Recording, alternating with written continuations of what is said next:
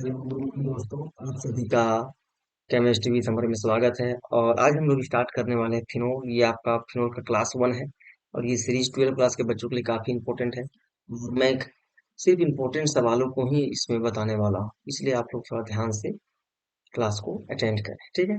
चलिए हम लोग सीधे बात करते हैं फिनोल पर। तो हम जानते हैं कि अगर फिनोल का स्ट्रक्चर बनाएंगे तो क्या होता है मेरा।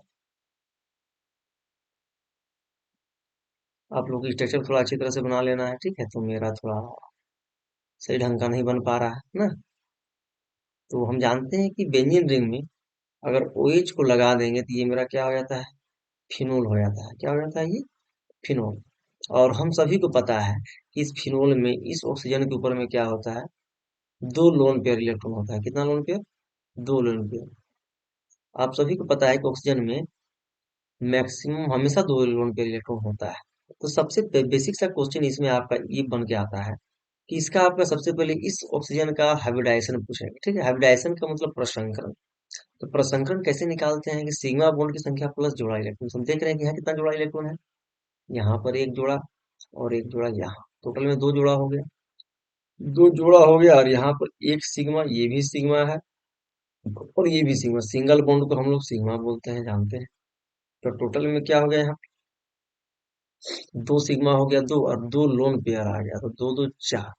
तो चार टोटल हो गया, तो चार के लिए क्या हो जाएगा, sp3 हो जाएगा। क्या हो जाएगा, sp3, ठीक है। और हम जानते हैं कि sp3 के लिए टेट्राहेड्रल होता है, लेकिन यह लोन पेयर होने की वजह से ये ज्योमेट्री नहीं होगा। आपको एग्जाम पॉइंट ऑफ व्यू से हाइब्रिडाइजेशन याद रखना है। और इसका एंगल का मान 109 डिग्री होता है। आप लोगों को क्या करना है कि सॉरी, थोड़ा सा कितना होता है इसका, 109 डिग्री होगा इसका एंगल का बाद। आप लोग को याद रखना है कितना डिग्री होगा, 109 डिग्री, ठीक है।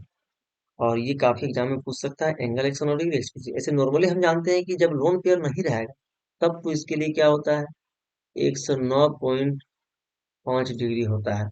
अगर कोई भी एक्स्ट्रा पेयर ना हो, सिंपल ज्योमेट्री के लिए होता है 109, लेकिन यहाँ पर लोन पेयर की वजह से ये हाइब्रिडाइजेशन चेंज हो जाता है। तो इन सभी बातों का आप लोग को याद रखना है, ठीक है।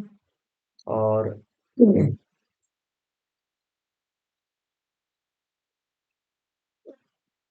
हम लोग फिनोल के कुछ नोमेनक्लेचर के बारे में देख लेते हैं। जैसे कि ये कलर अच्छा नहीं लग रहा है ना, थोड़ा सा ये आपके लिए कंफर्टेबल नहीं होगा। तो चलिए कुछ अलग कलर ले लेते हैं हम लोग। अगर इस कलर को लेके देखते हैं।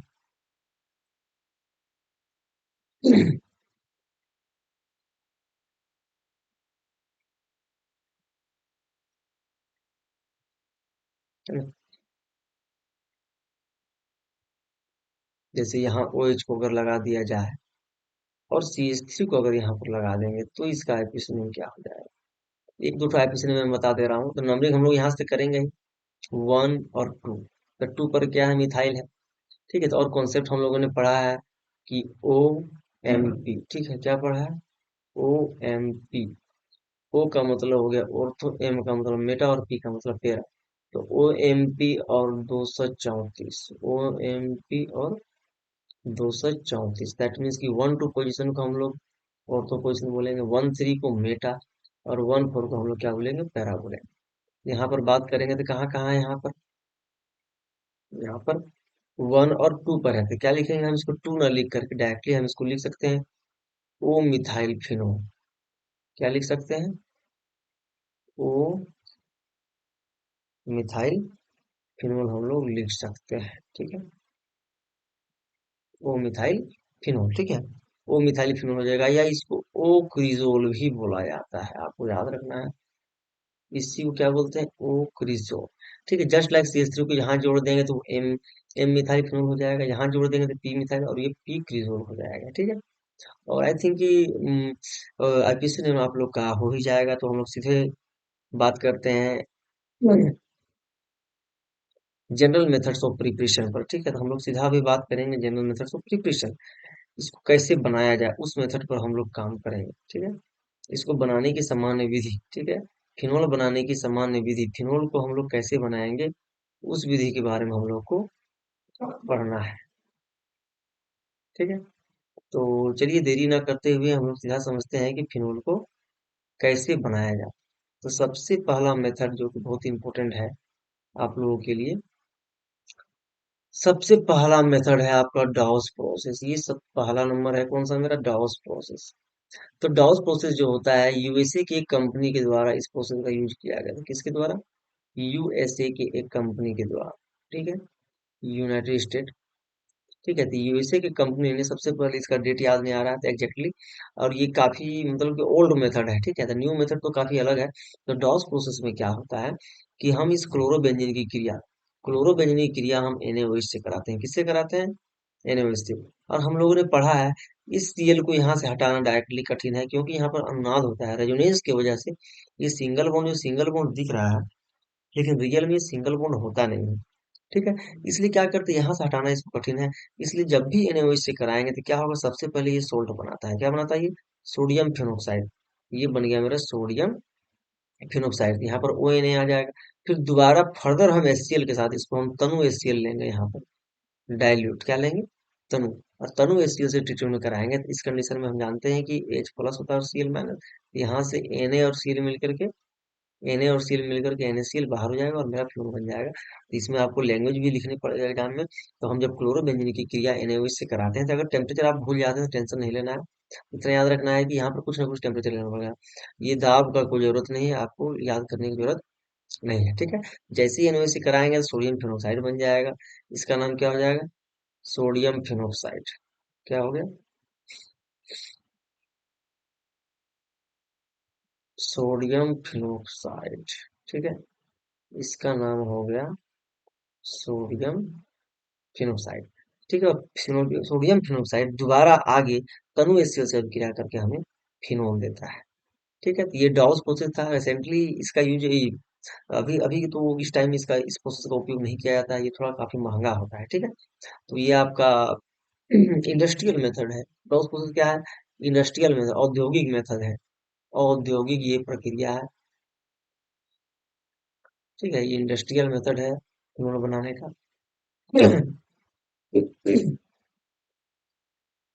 अब हम लोग नेक्स्ट देखते हैं, क्योंकि बहुत इंपॉर्टेंट ये सेकेंड नंबर का आपका बायोरेस्ची प्रोसेस। ये आपका जो होता है मॉडर्न इंडस्ट्रियल मेथड है। मतलब अभी के जमाने में इसी मेथड से इसी मेथड से प्रिपरेशन किया जाता है फिनोल का। ठीक है, तो याद रखना है रेस्टी प्रोसेस जो होता है मॉडर्न इंडस्ट्रियल मेथड है। कौन सा है, मॉडर्न इंडस्ट्रियल मेथड आपका रेस्टिक प्रोसेस ही है। मतलब आधुनिक समय में, आधुनिक अभी के समय में, आधुनिक समय में इसी मेथड के द्वारा फिनोल का निर्माण किया जाता है। ठीक है, आधुनिक समय में इसी के द्वारा फिनोल का निर्माण किया जाता है, आपको याद रखना है। इसमें क्या होता है इस रिएक्शन में, कि जब बेंजीन की क्रिया, किसकी क्रिया, इस बेंजीन की क्रिया जब HCl और O2 से कराया जाता है, HCl और किससे, O2 से कराया जाता है, तो यहाँ पर Cl आ जाता है। क्या आता है, डायरेक्टली ये क्लोरोबेंजीन बन जाएगा।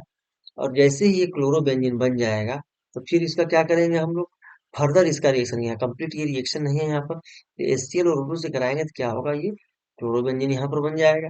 ठीक है, और जैसे ही क्लोरोबेंजीन बन जाएगा तो यहाँ से ये Cl तो अटैक करेगा ही, और ये H2 बाहर हो जाएगा।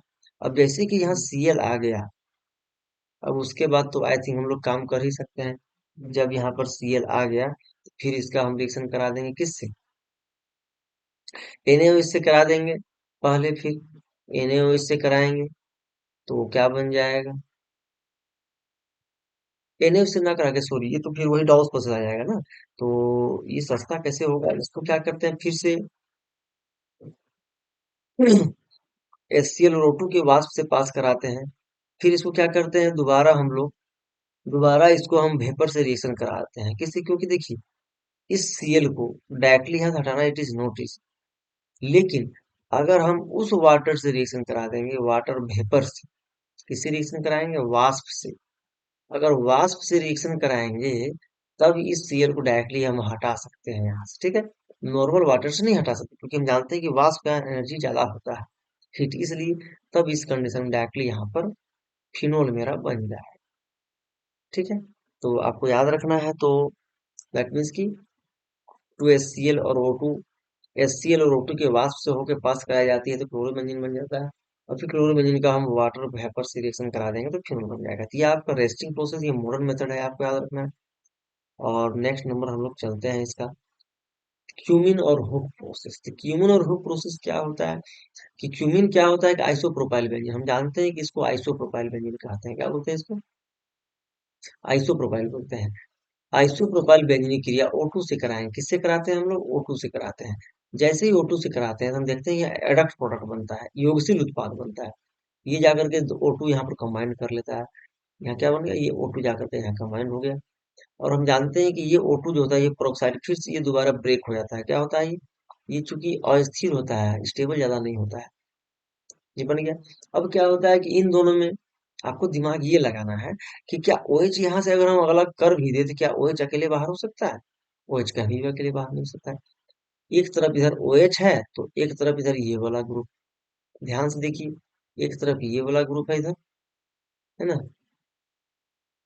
एक तरफ इधर ये ग्रुप है CH3COCH3, और एक तरफ इधर OH है। तो क्या हम OH को अकेले बाहर कर सकते हैं? OH तो अकेले कभी बाहर हो नहीं सकता, है कि नहीं? OH कभी भी अकेले बाहर नहीं हो सकता है। यहाँ पर ये मेरा OH हो गया। ये दोनों ग्रुप क्या करता है? आपस में अदला बदली कर लेता है। क्या होता है? आपस में अदला बदली करता है। अदला बदली करने के बाद क्या होता है कि यहाँ CH3COCH3 बाहर हो जाएगा और मेरा फाइनली क्या बन गया? फिनोल का बन गया। तो बहुत सारे रिएक्शन में आपको क्या करना है? दिमाग लगाना पड़ता है बहुत सारे रिएक्शन में कि क्या करना पड़ेगा, क्योंकि यहाँ पर अदला बदली करना ही पड़ेगा, नहीं करने से कोई उपाय है नहीं। इसलिए यहाँ पर एक्सचेंजिंग हो जाता है। ठीक है, तो सबसे पहले क्यूमिंग प्रोसेस है क्या? जब cumin that means isopropyl benzene की क्रिया O2 से कराई जाती है, O2 से होकर गुजारा जाता है तो क्यूमिन सॉरी हाइड्रोजन पेरोक्साइड बन जाता है। और दोबारा उसको जब हम लोग गर्म करते हैं, नॉर्मल गर्म करेंगे या अम्ल माध्यम से गुजारते हैं तो ये मेरा फिनोल बन जाता है। यही मेरा क्यूमिंग प्रोसेस है। ठीक है, अब चलते हैं अगले बार नेक्स्ट मेथड में हम लोग। नेक्स्ट मेथड क्या है हमारा? नेक्स्ट मेथड है फ्रॉम ग्रिग्नार्ड अभिकर्मक, ग्रिग्नार्ड रिएजेंट। ठीक है, तो ये मेरा तीसरा नंबर है। तो ग्रिग्नार्ड अभिकर्मक से हम लोग कैसे बनाएंगे? ग्रिग्नार्ड रिएजेंट से कैसे बनाएंगे हम लोग समझते हैं। तो ग्रिग्नार्ड रिएजेंट का मतलब हम लोग जानते हैं, ग्रिग्नार्ड रिएजेंट किसको बोलते हैं? RMgX को ही ग्रिग्नार्ड अभिकर्मक बोला जाता है। किसको बोला जाता है? RMgX। ठीक है, RMgX में हम जानते हैं कि ये प्लस होता है और यहाँ पर R नेगेटिव होता है। ठीक है, तो ग्रिग्नार्ड अभिकर्मक क्या है? RMgX को ही ग्रिग्नार्ड अभिकर्मक बोला जाता है। RMgX को ही ग्रिग्नार्ड अभिकर्मक बोला जाता है। तो जब ग्रिग्नार्ड अभिकर्मक की अभिक्रिया, तो हमको तो बनाना है फिर, इसलिए इस R की जगह हम बहुत कुछ ले सकते हैं, methyl, ethyl, propyl, butyl, anything if you want, हम लोग जो चाहे वो ले सकते हैं। इसलिए इसके जगह हम क्या लेंगे? हम लोग बेंजीन लेंगे, फिनाइल लेंगे, तब ना बनेगा। तो ये मेरा अगर फिनाइल लगा देंगे यहाँ पर, ये फिनाइल हो गया और MgBr जोड़ दिए तो हो गया फिनाइल मैग्नीशियम ब्रोमाइड। इसकी क्रिया O2 से कराई जाती है ड्राई थर्सस की थर की उपस्थिति में। ये OMG बना लेता है। क्या बना लेता है? OMG भी आता है। मीन्स की इधर हो गया मैग्नीशियम ब्रोमाइड तो हो गया फिनोक्सी मैग्नीशियम ब्रोमाइड। ठीक है, और फर्दर हम जानते हैं कि ये इधर माइनस और इधर ये प्लस है, तो वाटर से रिएक्शन कराएंगे तो वाटर को तोड़ेंगे हम लोग, ये H प्लस और OH माइनस, ये H प्लस होता है और OH माइनस होता है। इस केस में क्या होगा? MgBr और ये OH दोनों बाहर हो जाएगा, H जा करके यहाँ पर अटैच्ड हो जाएगा, बन गया मेरा फिनोल। ये बहुत इंपॉर्टेंट रिएक्शन है और बहुत इजी, आई थिंक ये रटने वाला रिएक्शन नहीं है। अब हम लोग क्या देखेंगे? रासायनिक गुणधर्म। हम लोग रासायनिक गुणधर्म, केमिकल प्रॉपर्टीज के बारे में समझेंगे। किसका केमिकल प्रॉपर्टीज? हम लोग फिनोल का केमिकल प्रॉपर्टीज के बारे में देखेंगे। फिनोल का केमिकल प्रॉपर्टीज, फिनोल का रासायनिक गुणधर्म, तो हम लोग एक ही स्लाइड में देखेंगे। सोडियम के साथ अभिक्रिया, फिर NaOH के साथ अभिक्रिया करा लेते हैं, फिर अमोनिया के साथ अभिक्रिया करा लेंगे, फिर उसके बाद जेडेन डस्ट से अभिक्रिया कराएंगे, और उसके बाद मिथाइल सल्फेट से अभिक्रिया कराएंगे। तो इन चारों से हम लोग एक स्लाइड में देख लेते हैं। तो हम जानते हैं कि ये मेरा फिनोल होता है। क्या होता है ये?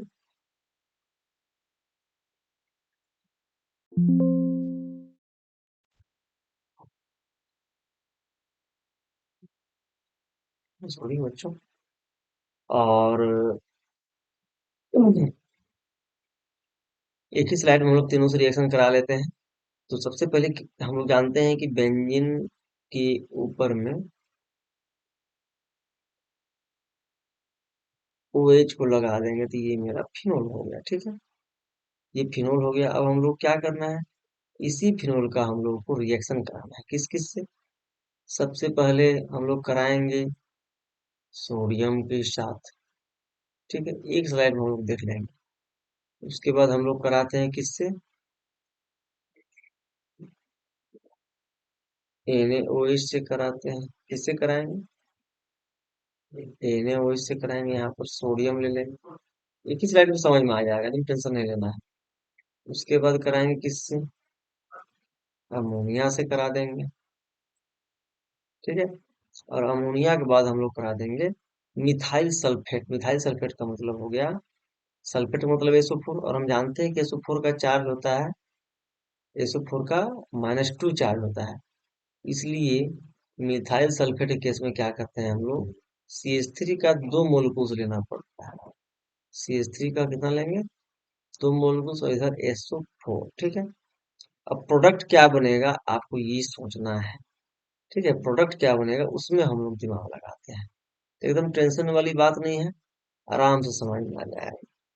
तो जैसे ही सोडियम से कराएंगे, हम लोग शुरू से पढ़ते आ रहे हैं, जिस धातु का +1 होता है उस केस में 2 मोलकुल्स हमको लेना पड़ता है। तो ये भी 2 लेंगे, तो 2 लेंगे तो दोनों से क्या होगा, 2 का हाइड्रोजन गैस बाहर हो जाएगा। तो इस केस में क्या बन जाएगा, पीएच और ONA बन गया। क्या बन गया? पीएच और ONA। यहाँ पर हाइड्रोजन गैस बाहर हो जाएगा। रिएक्शन को बैलेंस करने की बात आएगी तो यहाँ 2 लेंगे, और ये हाइड्रोजन गैस क्या होगा हम लोग का, बाहर आ जाएगा। ठीक है, और NaOH के केस में क्या होगा, तो हम जानते हैं कि ये मेरा प्लस और ये माइनस, यहाँ से ये माइनस और ये प्लस, तो यहाँ से OH और OH मिलकर के वाटर बाहर हो जाएगा। तो यहाँ पर भी वही चीज बनेगा, टेंशन लेने वाली बात नहीं। यहाँ पर भी पीएच और ONA ही बनेगा, लेकिन बाहर जो है उसमें सिर्फ डिफरेंसेस है। तो यहाँ से क्या बाहर हो गया, ये OH हो गया माइनस, और ये H मिल करके, OH और H मिल करके वाटर यहाँ से बाहर हो जाएगा। ठीक है, उसी प्रकार अमोनिया का हम जानते हैं कि इसके पास एक्स्ट्रा पेयर होता है। ये क्या करता है, इसकी वजह से इस हाइड्रोजन को अट्रैक्ट कर सकता है।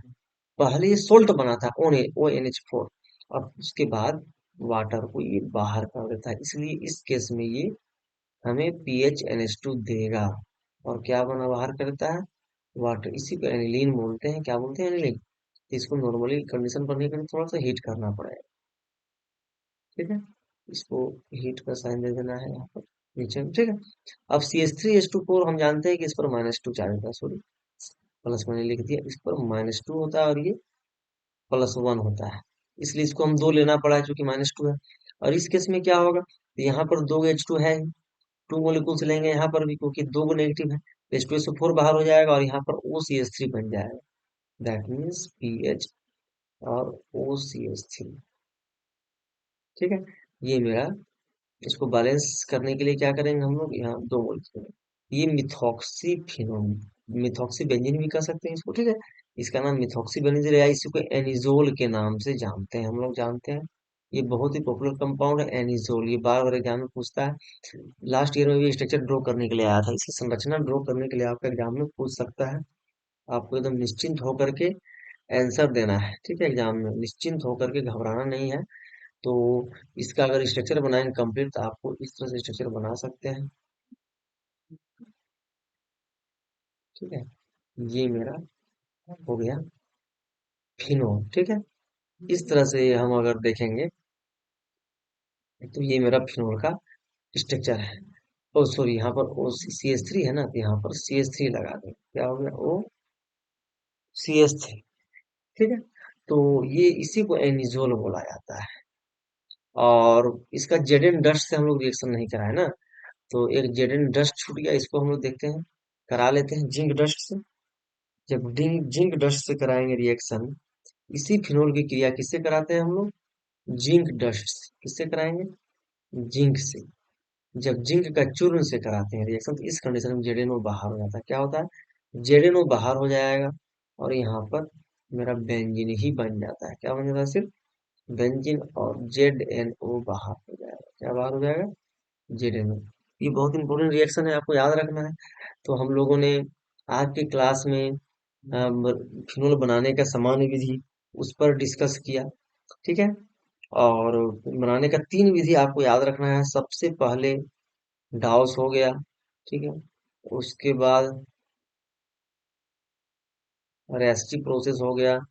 उसके बाद क्यूमिन प्रोसेस हो गया। तो ये 3 प्रोसेस बहुत ही इंपॉर्टेंट है। डाउस रेस्टी क्या है, आपका मॉडर्न है। और ये क्यूमिन, ये तीनों प्रोसेस बनाने के अपने लिए बहुत इंपॉर्टेंट है। और केमिकल प्रोसेस हम लोग ने सोडियम के साथ, NaOH के साथ, अमोनिया के साथ और जेड डस्ट के साथ और methyl methyl sulphate, that means इसमें एनिजोल का निर्माण हुआ। इन सभी के बारे में हम लोग पढ़ा। तो आज के क्लास में हम लोग इतना ही रहने देते हैं। और हम जो भी बच गया और उसको कवर अप कर लेंगे हम लोग, ठीक है। तो आज के लिए इतना ही, मिलते हैं हम लोग।